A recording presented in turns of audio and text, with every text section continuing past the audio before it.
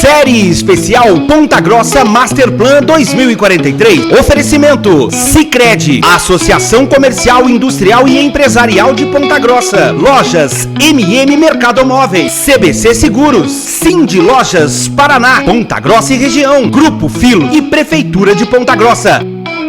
Olá, sejam bem-vindos. Sou o Jefferson. Esse é mais um episódio da série Ponta Grossa Masterplan 2043. Hoje a gente está aqui para falar sobre um tema de extrema relevância para o futuro de Ponta Grossa. A gente vai falar sobre educação.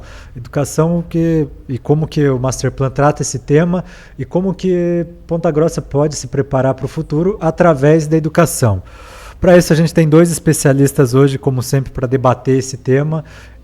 Eu estou aqui com André Paixão, CEO da Alliance Startups e diretor de inovação da CPG. Seja bem-vindo, André. Obrigado. Tema desafiador. Vamos ver o que a gente consegue debater aqui, né? Legal. Seja bem-vindo, André. Também estou com o Thiago Zandonadi, diretor da escola Maple Bear. Seja bem-vindo, Thiago. Obrigado pelo convite. É um prazer estar aqui e conversar sobre um tema tão importante, né? Bacana. Eu chamei o André e o Thiago para falar sobre educação, porque o Masterplan ele faz um extenso levantamento sobre educação e aspectos desde o ensino fundamental até o ensino superior, né, tratando de diversos desafios que esse setor tem. E um tema que é bem presente nessa discussão é a necessidade de se conciliar educação e tecnologia. Isso desde o preparo do professor até a infraestrutura, passando pelo aluno, obviamente, né, das mais diferentes níveis. E aí, eu vou começar com você, André, que você é ligado a esse tema, né, de startups. Você tem um trabalho bacana com jovens também, né? A gente sabe que já teve alguns eventos, né, que a Alliance desenvolveu, até se você pudesse contar brevemente também, né, sobre essa necessidade de tratar a tecnologia com o adolescente especificamente, né, que é uma fase bem interessante. Mas eu vou começar com você, André, que você falasse como é que a gente pode pensar um futuro, né, que não tem como não pensar um futuro com sistemas ligados à educação, inovação e tecnologia, mas como é que tornar esses temas mais familiares para dentro da educação, né? Tanto para o aluno quanto para o professor. Seja bem-vindo, André. Beleza. É algo bastante desafiador, não só para a cidade de Ponta Grossa, mas eu diria para o Brasil e talvez até para o mundo, né? É comum, provavelmente muitos já devem ter visto, aquele postzinho lá no Instagram, né, que coloca a sala de aula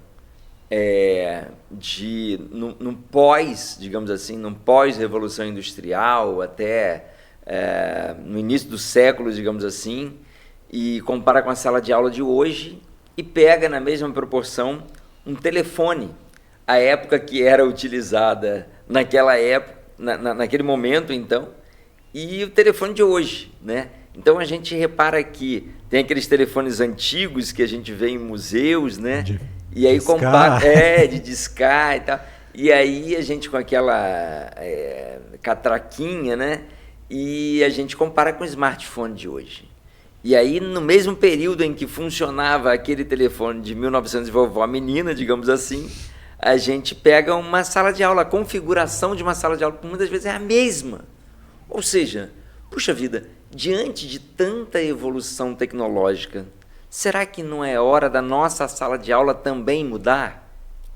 Mas quando eu digo, Tiago, que é um tema desafiador, porque então basta colocar o computador no meio da mesa e fica tudo certo?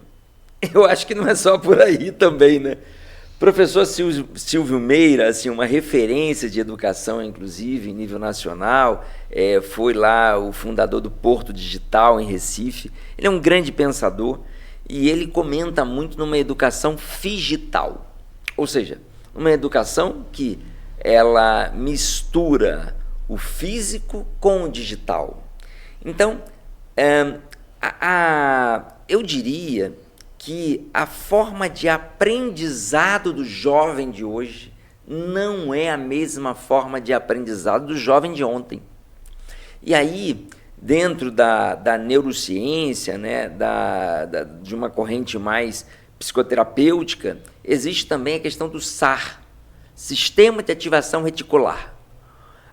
O grau de exposição de telas, de bits, né, que a pessoa era exposta antes, é muito diferente Sim. do que é exposta hoje.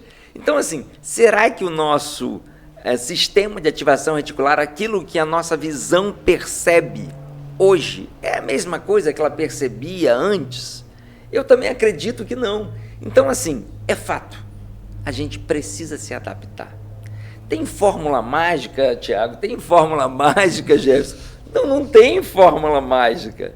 Mas aí também, né, eu comento aqui o que o Oséias costuma dizer, o Oséias Gomes costuma dizer. Olha, nós precisamos ter a consciência que a gente não pode ficar de braços cruzados. Porque da forma que está, não funciona mais. É querer impor a mesma condição de 1900 e vovó menina para o moleque que nasce hoje já com o celular na mão, com uma mega exposição de pixel, não é justo, assim, não vai funcionar. É forçar uma barra muito grande. E aí, só concluindo, então, como você pediu para eu comentar, por muitas vezes o trabalho que a gente faz na Lions, através da Lions Dev, e envolvendo muito a CPG também, é justamente o trabalho de tentar dar uma utilidade prática para que o aluno está aprendendo.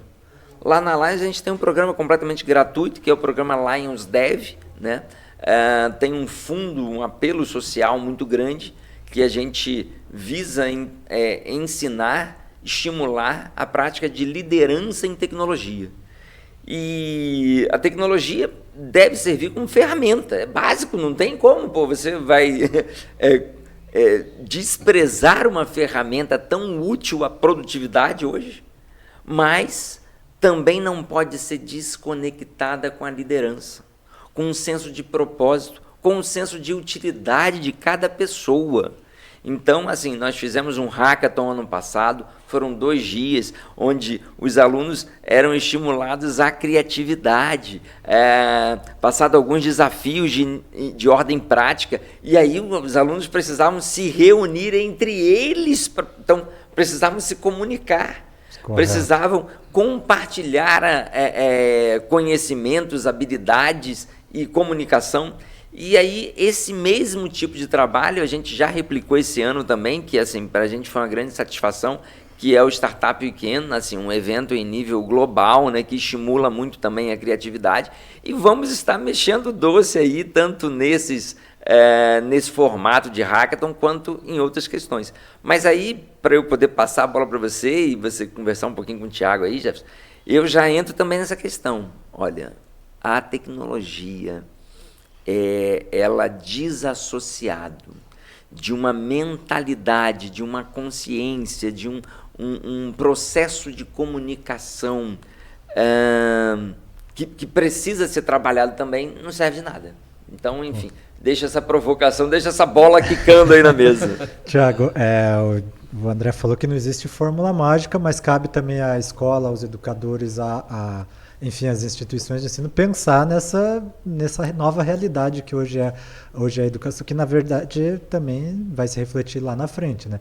Talvez, isso é uma pergunta que eu faço, a gente não pode mudar o passado, mas se lá atrás a gente tivesse pensado numa educação que também já começasse a pensar em dialogar com a tecnologia, é claro que a gente não podia adivinhar, né, o que vinha pela frente, mas se tivesse esse diálogo, hoje talvez não existiria todos esses gaps que existem na educação, enfim, nos diferentes setores?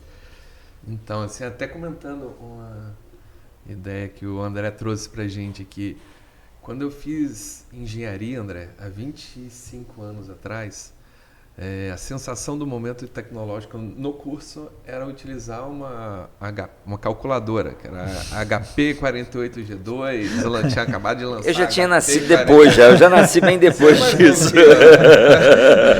Mas era a sensação do momento. era cara, né? E hoje o celular que você pega, mais simples que existe, é muito superior à tecnologia daquela época e muito mais barato que a tecnologia daquela época.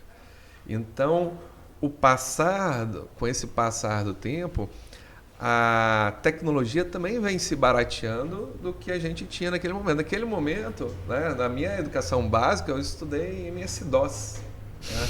Então, hoje é inteligência artificial. Então, não tem como a gente permanecer com aquela educação do passado, onde a regra era basicamente o acúmulo de conhecimento, para esse mundo que requer talvez muito mais soft skills, né, competências socioemocionais, do que o acúmulo do conhecimento em si. Então, essa mudança toda, ela vem acontecendo de forma muito rápida, né? Então, assim, o que era longo prazo?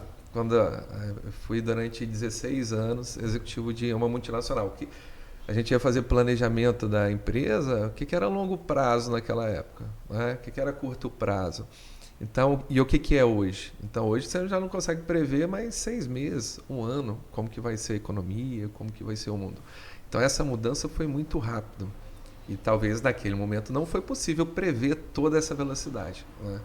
Mas quando a gente fala também dessa tecnologia, na minha visão, também não dá para fazer toda essa exposição a telas. Também foi outro ponto que o André comentou, de forma tão antecipada ali para as crianças, né? Tecnologia não é só computador, celular, um tablet, né? Mas técnicas, processos e tudo aquilo que a gente tem que propor para as crianças voltado para esse mundo moderno que a gente vive hoje. Então, acho sim que a gente tem que replanejar toda a forma de educar, toda a forma de ensinar, mas ponderando, né, de forma tecnológica o que é mais cabível para cada idade ali.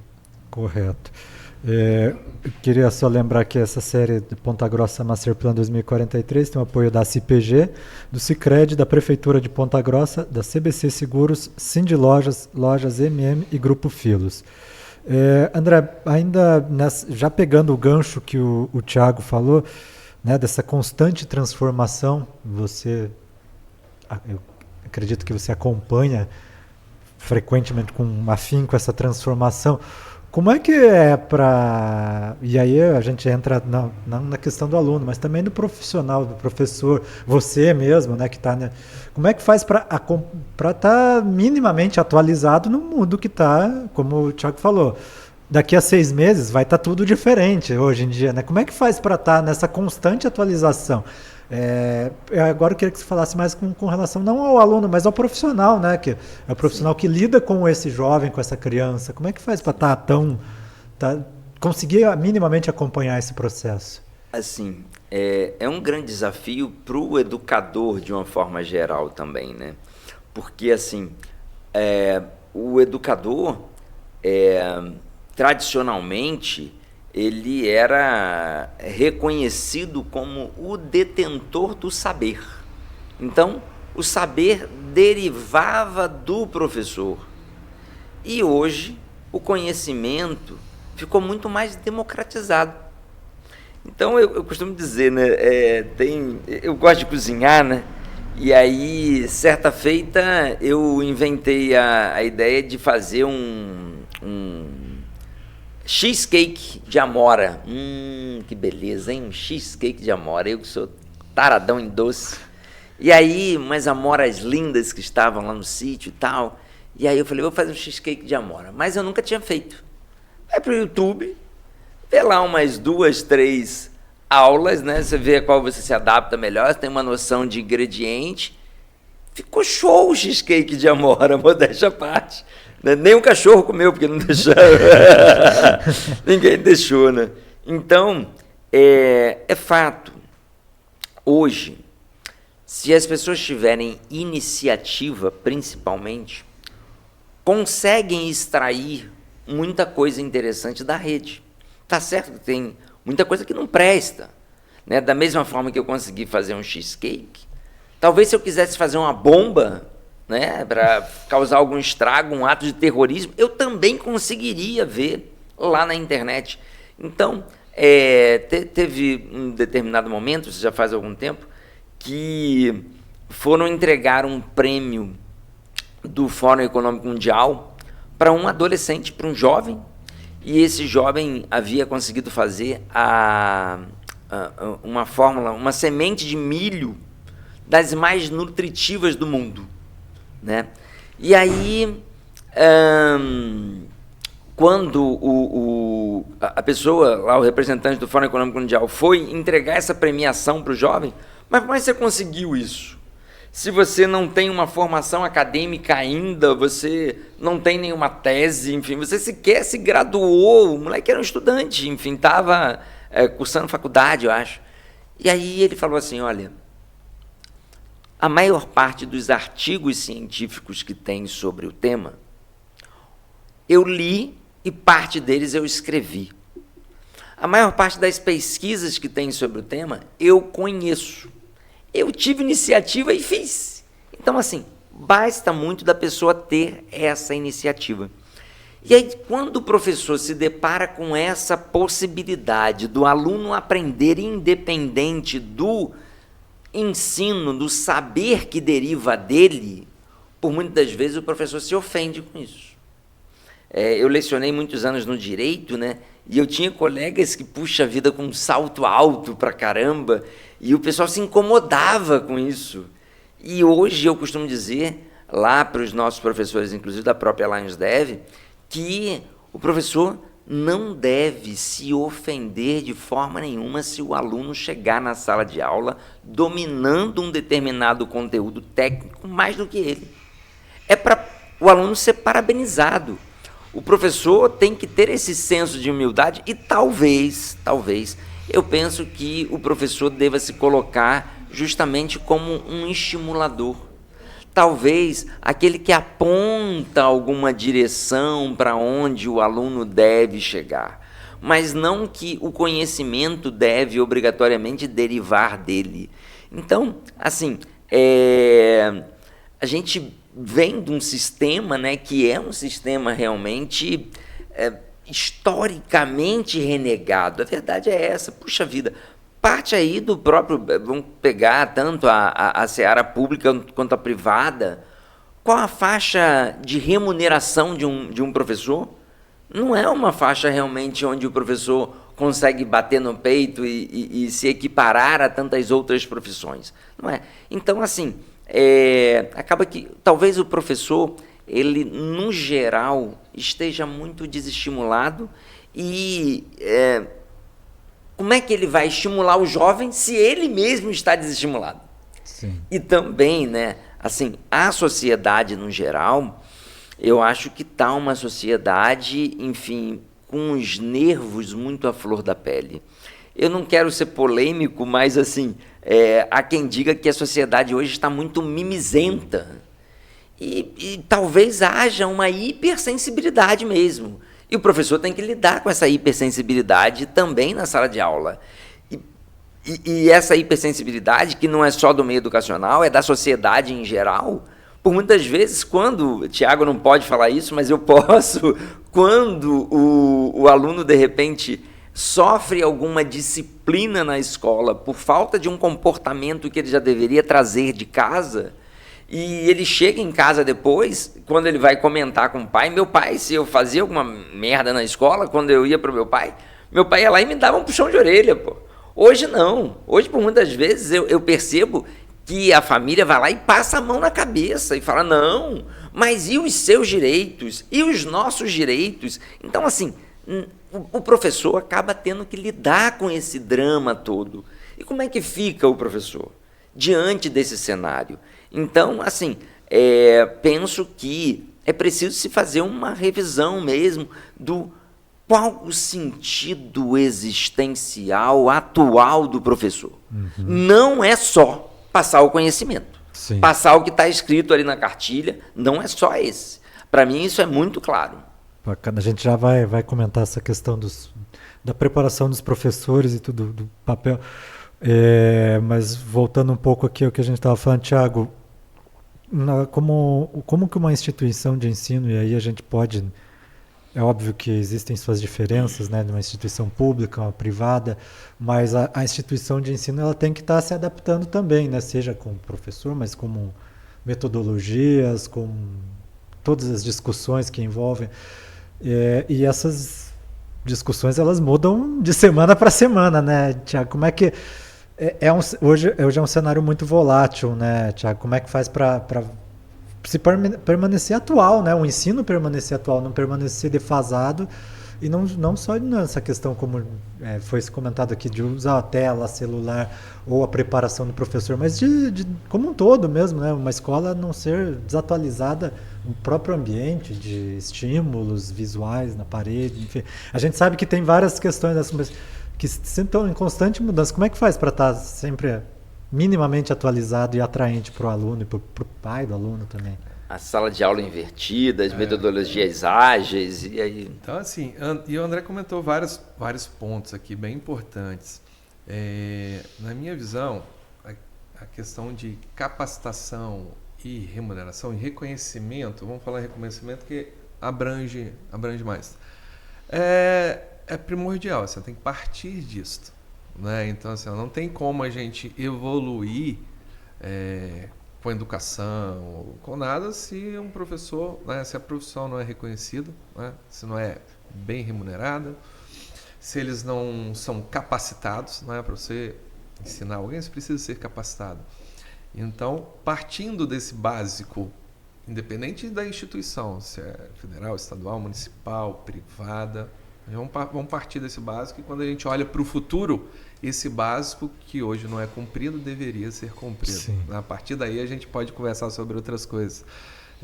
Cada escola tem uma linha metodológica, né? Tem a escola que eu trabalho, que é a metodologia canadense, tem a metodologia tradicional, tem várias metodologias, e em que essas metodologias vão ter estímulos diferentes, né? Vão trabalhar o conteúdo, o conhecimento ali de forma diferente. São formas diferentes de aprender. Mas um ponto bem importante da instituição permanecer atualizada, eu acho que a gente bate na mesma tecla, que é o professor. Né? É claro, a escola vai investir, vai criar recursos, né, salas invertidas, metodologia ativa, igual a metodologia canadense, mas o professor, a gente volta para o professor porque, partindo dessas premissas básicas que são cumpridas, acho que uma escola, para evoluir, ela tem que criar um desconforto positivo, vamos dizer assim, porque... Com o passar do tempo, 5 anos, 10 anos lecionando, 20 anos dando aula ali, é desconfortável você ter que começar de novo, vou aprender, agora vou ter que aprender IA, agora vou aprender isso, mas eu não uso isso no meu dia a dia. Tal. Já tem 20 anos que eu ensino dessa forma e sempre deu certo. Então, desconstruir isso não é fácil. Talvez seja das principais barreiras que a gente encontra no perfil da profissão. Por quê? Porque sempre foi assim, né? Se sempre foi assim, por que vai mudar? Por que vai mudar? Mas o mundo sempre foi assim, mas está mudando. Então, esse trabalho, eu acho que passa muito pela gestão da escola também, né? Então, de estar presente, estar junto, né? Trabalhando, criando esses de forma positiva ali, né? Esses desconfortos, mas oferecendo capacitações, cursos, trazendo para a discussão junto à comunidade escolar, né? Trazendo profissionais e, principalmente, na minha visão, são metodologias ativas que trabalham aquilo que vai conversar com o mercado de trabalho, aquilo que conversa com o mundo, né? A criança, o adolescente, ele tem que enxergar propósito naquilo. Antigamente você estudava, aprendia aquele conteúdo, ninguém te explicava o porquê, e o que o mercado falava era: quem sabe mais, eu vou contratar. Tá? Hoje em dia não é assim. Então, se não tiver propósito, se não tiver conexão do mundo real com a escola, acho que fica bem complexo a gente planejar futuro. Mas a gestão escolar tem um papel bem importante nesse estímulo, né? Não só de trazer tecnologia, estrutura, mas no desenvolvimento de pessoas que vão cuidar de pessoas. Bacana. Verdade. Pessoas que vão cuidar de pessoas, é isso aí mesmo. Bacana. Essa série, lembrando que essa série é apoiada pelo Sicredi, é um dos apoiadores da série Ponta Grossa Master Plan 2043. Vocês veem agora um vídeo institucional dos nossos apoiadores. O ser humano é extraordinário e todo dia vai a um lugar surpreendente. O lugar do outro. Tratar as pessoas com carinho nunca será obsoleto. Sicredi é ter com quem contar. Estamos de volta e aí a gente está aqui falando sobre educação com o Thiago e com o André. A gente já deu uma introduzida no assunto da questão enfim, né, da preparação do professor. E aí agora eu queria falar com você, André, um tema que é um dado levantado pelo Master Plan que mostra que 60% dos professores da rede municipal nunca fizeram um curso de tecnologia, ligado à tecnologia, né? E aí isso já reflete num caminho bastante difícil, né? Como é que você ligado a essa área, como é que você vê essa questão, né? De que a maioria dos profissionais da rede municipal não tem essa familiaridade com a tecnologia e a educação, né? Como é que você encara esse número e o que pode ser feito para reverter isso? Que precisa ser... Aliás, é uma pergunta também. Isso é importante? Precisa ser revertido? Eu acredito que sim, né? Imagina o seguinte, Jeff, se as pessoas queriam se comunicar antes do advento e da popularização da internet, dos meios digitais, digamos assim, preciso me comunicar com alguém que está no Rio de Janeiro. Vou mandar uma carta para ele, né? Basicamente é isso. Depois eu poderia telefonar para a pessoa. Depois eu consigo mandar um fax para a pessoa, né? Então, assim, eu vou lá, digitalizo um documento e mando, e chega lá, nossa... Aí até que chegou o e-mail, né? Então, um cliquezinho está lá na caixa, no correio eletrônico da pessoa. Hoje, um dos meios mais práticos é o próprio WhatsApp, né? Então, vai lá, enfim, e pode estar em qualquer lugar do mundo. A gente não capacitar os professores para a utilização dos meios, das tecnologias hoje disponíveis, a gente estar se comunicando por cartas. Sendo que isso, de fato, no meu ponto de vista, é um retrocesso. É um grande retrocesso. Porque existe o WhatsApp, você manda, cara, para que vai usar carta se tem o WhatsApp? Então, enfim, não tem sentido uma coisa dessa. Volto a dizer, as tecnologias, elas existem para ser ferramentas para otimizar a nossa produtividade. Então, sobretudo, né, a inteligência artificial, o ChatGPT, isso tolhe a pessoa de pensar, isso pode acabar com uma série de profissões. É fato também, o Fórum Econômico Mundial elenca lá uma série de profissões que vão deixar de existir. Isso realmente impacta em todo o processo econômico, social. Há quem diga, né, há quem sustente a necessidade de criação de um fundo para uma renda universal mínima, em razão dos impactos que a tecnologia vai gerar na sociedade. E isso eu estou falando em nível mundial. Então, de verdade, assim, eu penso que isso é muito sério e é muito grave. Essa estatística, 60% do quadro de professores da rede municipal ainda não tiveram nenhum tipo de capacitação com as tecnologias hoje disponíveis. Puxa vida! Aí o aluno já nasceu de certa forma, ele já se descobriu de certa forma conectado com essas tecnologias. E o professor, ainda está engatinhando nesse negócio. Não bate, não dá, não vão falar a mesma língua nunca. né?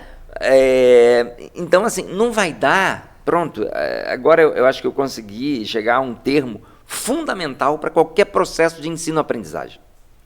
Não vão se conectar.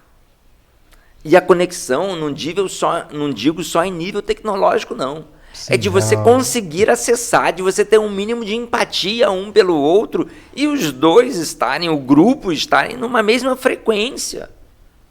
Em frequências distintas, não vai ter conexão e claro que não vai avançar, não vai ter produtividade nenhuma.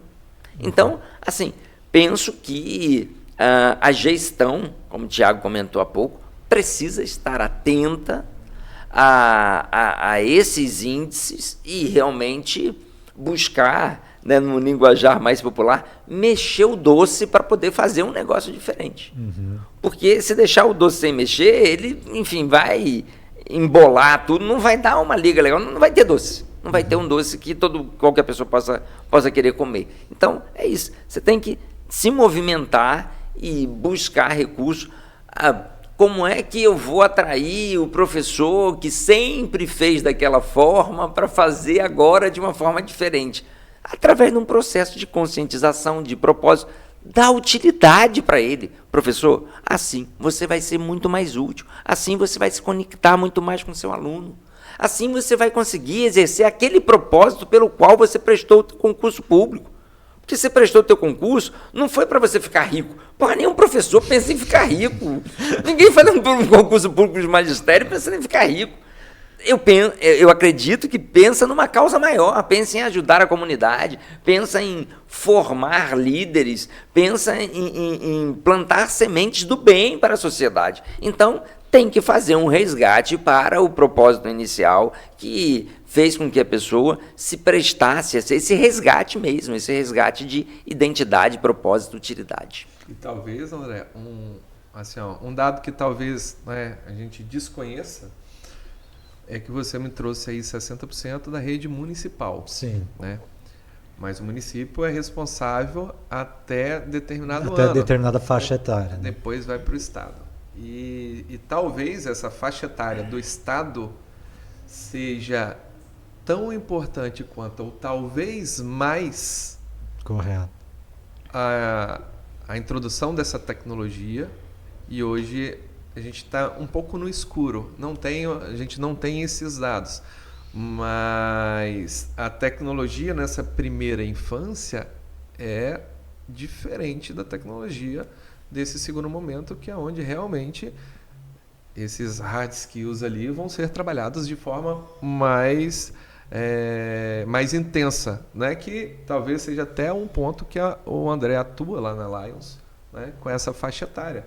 Então é a faixa etária onde o Estado também. Tá? Então tem que se conversar, né? Tem que existir uma conexão ali do o que se trabalha nessa primeira infância, na educação infantil, no fundamental, anos iniciais, depois fundamental, anos finais. Então é uma discussão mais abrangente, né? Eu falo que o que a gente trouxe aqui de dados de Ponta Grossa, talvez ela possa representar o Brasil, não só Ponta Grossa. Sim, mas é uma discussão de forma geral, assim, que precisa ser feita. Tiago tocou nesse assunto. Realmente, essa faixa etária aí, a partir dos 14 anos, sobretudo, onde a gente pega a rede estadual realmente, né? Ali também já no pré-ensino médio, digamos assim. Nossa, é uma faixa etária de maior transição. Sim. Porque você pega a faixa etária de até uns 10, 12 anos, os alunos, no geral, são até estimulados a se comunicarem mais, a fazerem atividades mais lúdicas, e não tem tanto esse processo de timidez, esse processo de vergonha. São trabalhados os soft skills de uma forma melhor, talvez. Quando vai nessa transição, é que o jovem passa, né, o adolescente passa por um processo onde ele, muitas vezes, se vê mais conectado com as mídias sociais, mais conectado com o celular do que com a própria família, do que com o próprio círculo de amizades.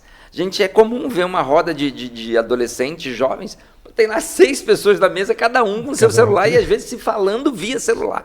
Então, assim, Nesse momento é que eu penso que as questões educacionais devem ser mais estimuladas, não só no âmbito tecnológico, e aí exige do professor, é fato, porque se o professor não estiver conectado com o processo tecnológico, ele não vai conseguir ensinar ao aluno, ele não vai conseguir.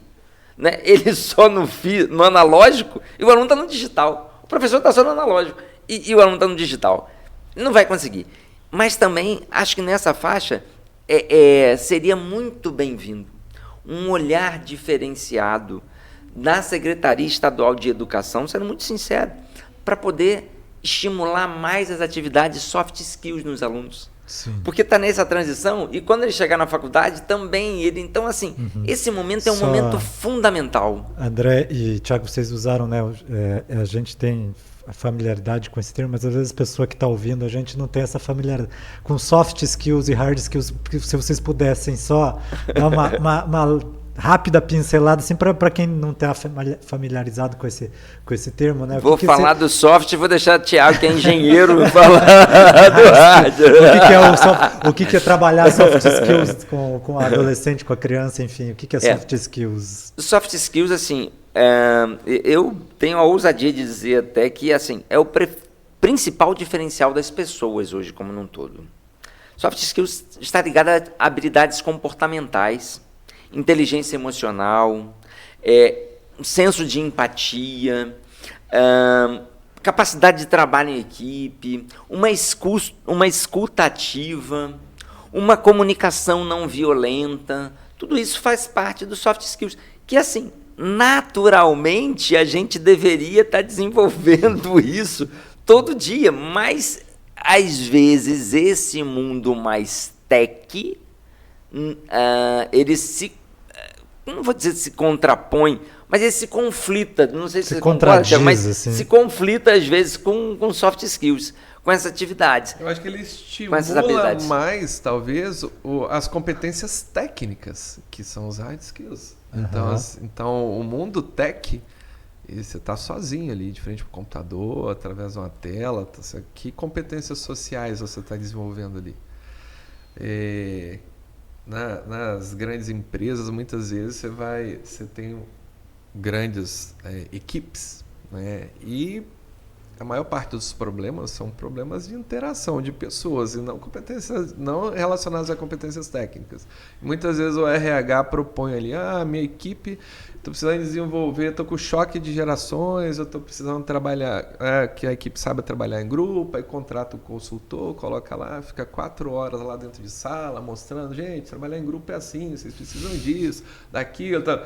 Sai todo mundo ali, senta e continua do mesmo jeito, né? Por quê? Porque competência técnica você ensina, é rápido, chegou lá, você não sabia fazer isso, agora você sabe.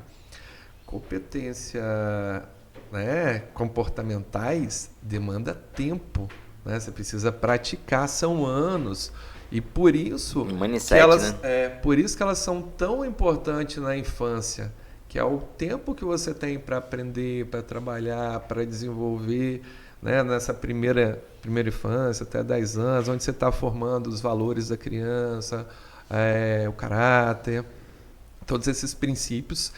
E depois você entra, né, claro, com as competências que são necessárias ali, técnicas também. Mas hoje, quando você vira para o mundo tech, o mundo hoje já está assim, ele estimula muito mais, de certa forma, aquele...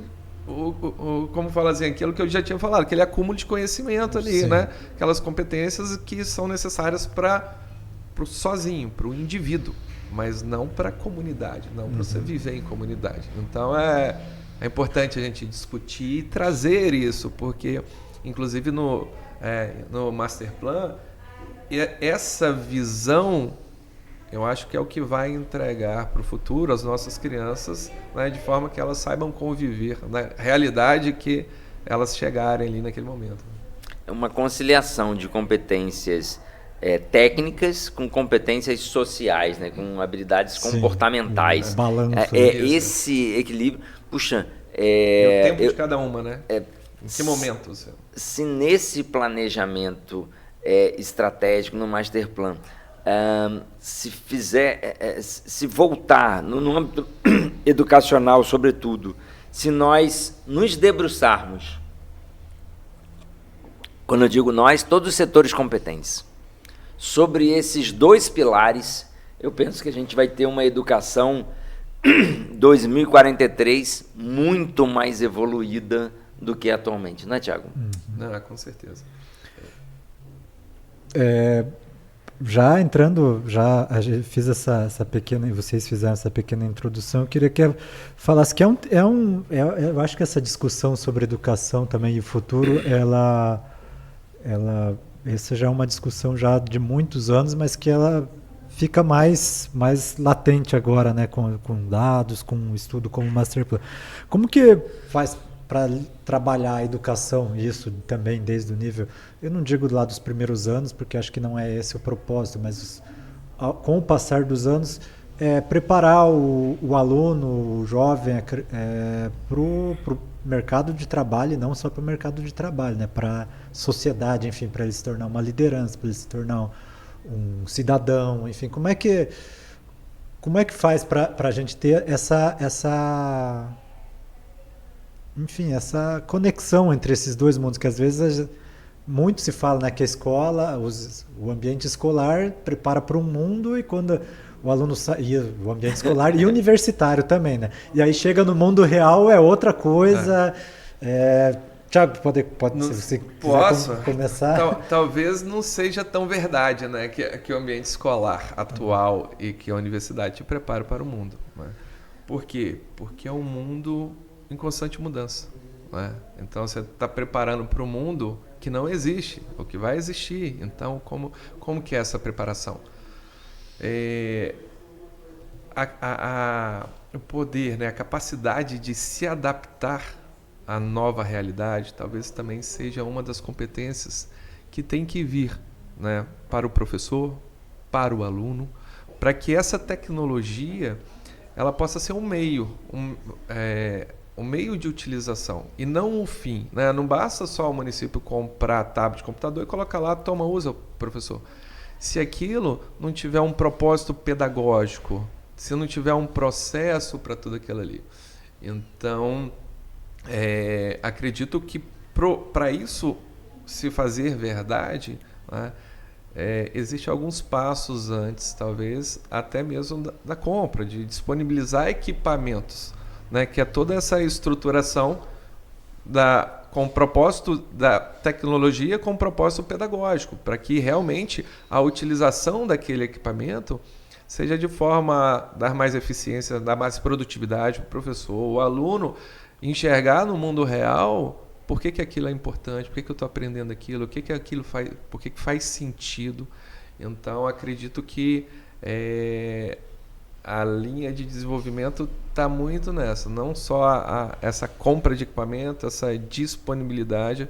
Por quê? Porque é preciso ter esse olhar diferente, né? É preciso entender que, por exemplo, eu aprendi uma linguagem de programação Pascal, na época, que eu acho que de longe hoje ninguém estuda mais. Então, assim, mas aquilo foi importante naquele momento, mas foi mais importante ainda eu entender que eu vou precisar me adaptar a vida inteira. É um eterno conhecimento, né? E não existe mais, só aprendi, toma aqui, sua profissão, vai ser feliz, ganhar dinheiro e tal. Não existe mais. Então a tecnologia tem que servir para isso, né? Para esse desenvolvimento e para entender que é um meio e não o fim. Eu acho que se partir dessa premissa, tem tudo para dar certo. Verdade. Eu tenho que parafrasear aí Darwin, né? Acho que a teoria de Darwin nunca foi tão atual como hoje. O que vence não é o mais forte, e sim o que melhor se adapta. Acho que vai muito aí pelo que Tiago falou. E assim, por outro lado também, ainda falando dessa adaptação, o mercado, como você colocou, né, o mundo, ele, fazendo aqui uma analogia, ele pode representar uma escada rolante.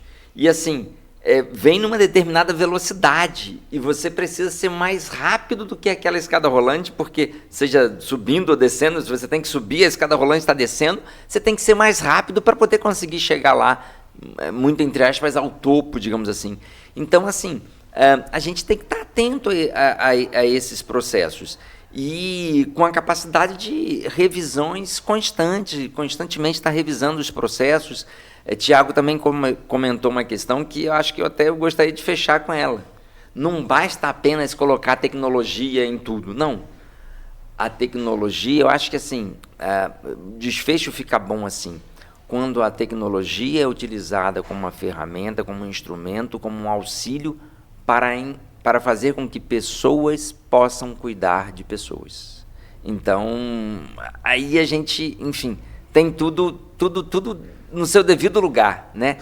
A tecnologia não vai se sobrepor às pessoas, mas a tecnologia deve servir como ferramenta, como instrumento, como um equipamento para que esses professores sejam melhor cuidados e eles possam também, esses educadores sejam melhor cuidados e eles possam cuidar também dos seus alunos.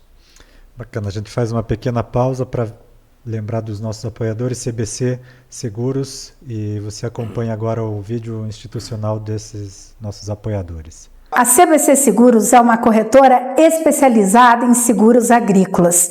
Temos uma equipe específica para tratar dos seus interesses.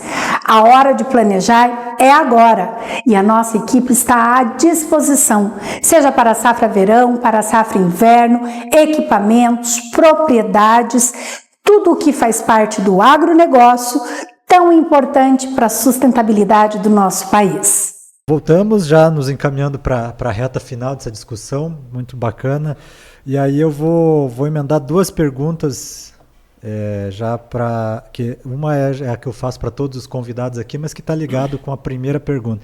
A primeira pergunta é como vocês veem a escola no futuro, né? Quero daqui a 20 anos, Thiago, como é que você vê a escola, não em termos estruturais, enfim, mas como o ensino vai estar, a escola, quando eu digo é um ensino, como que você vê a escola daqui a 20 anos? E também queria que vocês comentassem como vocês veem Ponta Grossa daqui a 20 anos. Como que vocês veem, e aí veem Ponta Grossa no sentido de como vocês gostariam que fosse Ponta Grossa. As duas mesmas perguntas para você, Thiago. Como é que você vê o ensino, a escola, enfim, André, no futuro, se ela vai conseguir acompanhar isso, se, pelo que você vê, a gente vai ter uma educação bacana. E também queria que você comentasse que Ponta Grossa que você quer, sonha e espera para o futuro. Quem que gostaria de começar aí? Posso começar. Vai fundo, Thiago. Lembrando até que nenhum dos dois nascemos em Ponta Grossa. Nós estamos aqui recentemente, né? Então, assim, acho que é legal. Mas a gente, hoje, ambos abraçamos Ponta Grossa como a nossa cidade, né? Então, hoje, assim, onde está a nossa família e por diante. Vai fundo. Hoje é onde eu moro. Cheguei aqui em 2020, já tenho 5 anos. A família cresceu aqui, então... hoje já tem mais um filho aqui. Então, é a cidade que a gente abraçou, né? Que a gente mora e que a gente ama. Então, é a cidade que a gente quer bem. Voltando às perguntas aqui, quando eu penso em educação, acho que sim, existe uma certa inércia no modelo de educação, em toda essa mudança, né? A gente continua ainda ensinando de forma geral, tirando algumas metodologias diferentes, de como era em 1980, 70, e talvez colocando um pouco mais de conhecimento de conteúdo ali, naquele conteúdo que naquela época não existia, talvez. Mas não muito diferente. Não é uma educação voltada para um propósito, voltada para o mundo real, né? E eu acho que hoje essa geração ela não trabalha naquilo que paga mais, naquilo que não faz conexão, como a André falou, conexão com a vida dela. Eu acho que ela está ligada em propósito. Então, acho que a educação do futuro ela vai estar um pouco diferente. Ela vai estar entendendo mais a questão da conexão, do propósito, né, da vida real, do que existe no mundo e o que eu ensino dentro da escola. Para isso, acredito que serão escolas mais acolhedoras, escolas onde se vão trabalhar mais soft skills. Então, um outro estilo de educação e não apenas conteúdo, porque conteúdo por conteúdo, a própria IA nos traz hoje, né? É mais fácil aprender a lidar com a IA ali do que ficar decorando aquele monte de conteúdo. Então, eu acredito nesse tipo de educação para o futuro e acredito que Ponta Grossa está nessa linha, né? A discussão sobre o tema, um master plan bem estruturado, né? Fazendo essa conexão entre o ensino municipal, estadual. Então, todo esse caminhar, a gente começar a conversar sobre isso e ter pessoas com o mesmo propósito, acho que sim é o que vai fazer Ponta Grossa nos próximos 10, 15, 20 anos, né? Direcionar a educação para o mundo, né? Onde a gente vai entregar crianças que terão como propósito de vida, né? Ajudar pessoas, cuidar de pessoas, né? Mas sim, pessoas que sejam felizes fazendo aquilo que gostam, onde estejam, mas que sejam pessoas também de sucesso na vida. Eu acho que todo pai gostaria que, eu gostaria que meu filho estudasse, tivesse todas um mix de competências técnicas e sociais, mas que fosse feliz, que tivesse sucesso fazendo o que ele quisesse, onde que ele estivesse. Então, eu acho que essa é onde a gente tem que focar nessa educação para o futuro, e eu acho que Ponta Grossa também vai entrar nessa linha com toda essa discussão, todo esse trabalho que vem sendo feito. Bacana, André. Beleza, ó. Sabe, Jefferson, que eu nasci em Brasília, fui criado no Rio de Janeiro, e aí fui expulso do Rio de Janeiro por conta da violência urbana, passei então 13 anos no Nordeste, e aí lá estava muito calor, eu vim aqui para Ponta Grossa, né? E aí o que acontece? É comum as pessoas se referirem ao paranaense no geral como pessoas muito frias. É comum a gente escutar isso, né? Fazem piada direta, e sobretudo com o curitibano, mas de verdade, eu não tenho essa impressão. Então, por que eu estou colocando isso? Eu espero da educação pontagrossense para daqui a 20 anos, uma educação, como o Tiago até comentou, mais acolhedora. Uma educação que não seja, não estou dizendo que é hoje, mas assim, é um desafio que o universo educacional vai enfrentar, já tem enfrentado e vai enfrentar cada vez mais nesses 20 anos. Uma educação não mecanizada, não robotizada, porque de fato, apenas para a aprendizagem do conteúdo técnico, eu respeito muito pontos de vista diferentes, mas no meu ponto de vista, o professor não se serve mais a isso. Não se serve mais apenas a ser um replicador do conteúdo técnico.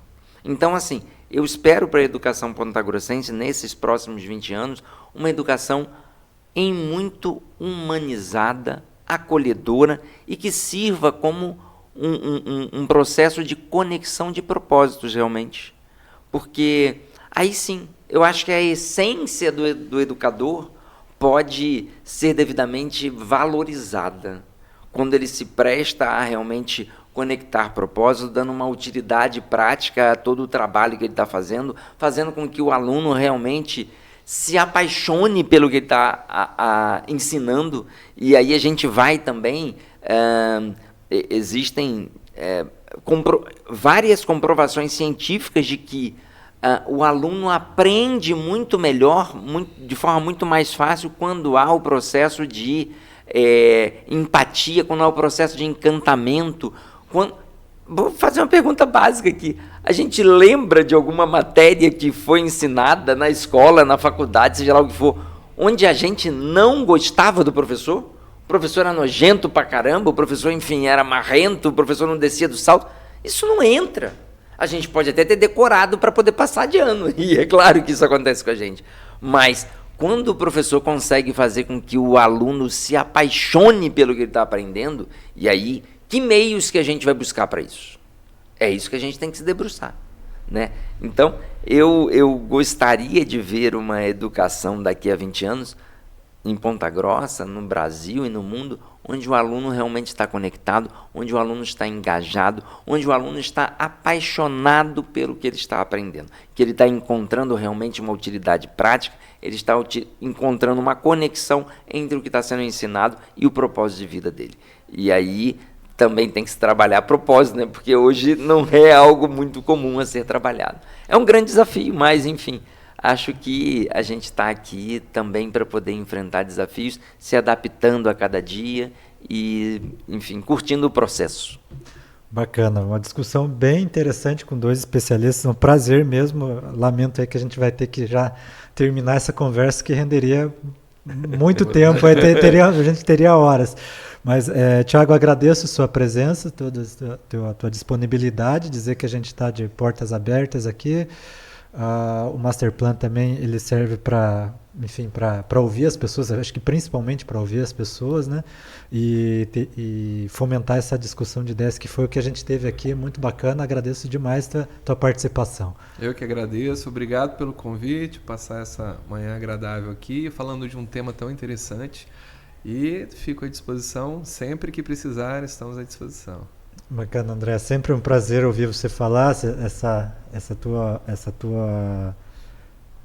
esse teu encantamento mesmo, né, por esse tema, por sua paixão. Sua paixão, teu sobrenome, eu estava tentando evitar fazer um trocadilho, mas tá tudo certo. Mas é sempre bom ouvir você falando, e você sempre tem sempre trazendo novas ideias, sempre um olhar diferenciado, e também a gente agradece demais tua participação aqui, André. Conte comigo, eu estou aqui para servir, e é de verdade, sem nenhuma demagogia, sem nenhuma ironia, uma grande satisfação em poder servir a sociedade, em poder servir ao Master Plan, em servir à CPG, enfim, a cidade a qual nós abraçamos. Então, assim, é uma grande satisfação mesmo estar, de forma como for, contribuindo, dando uma mínima contribuição, mas para mim isso me realiza muito. Então, conte sempre comigo. Bacana, agradeço demais. Thiago e André, esse foi mais um episódio aí da série Ponta Grossa Master Plan 2043. Semana que vem a gente volta com outros temas aí, relevantes para a discussão do futuro da nossa cidade. Muito obrigado e até a próxima.